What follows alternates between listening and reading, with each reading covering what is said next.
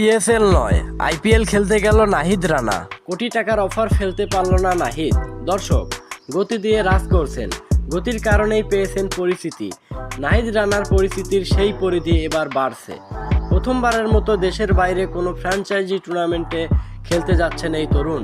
Pakistan super লিগে পেশোয়ার জালমির হয়ে খেলবেন এই স্পিরিট স্টার। টাইগার স্পিরিট স্টারকে শুভকামনা জানিয়ে ফেসবুকে পোস্ট দিয়েছেন সাবেক ক্রিকেটার ও ধারাভাষ্যকার আতাহার আলী খান। তিনিও বাংলাদেশি হিসেবে সুযোগ পেয়েছেন পিএসএলে। ম্যাচের ধারাভাষ্যে থাকবেন তিনি। তবে এবার ঘুরে গেল দাবার গুটি। কেননা জানা যায় পিএসএল খেলতে যাওয়ার কথা থাকলেও সেখানে আর যাচ্ছেন না নাহিদ।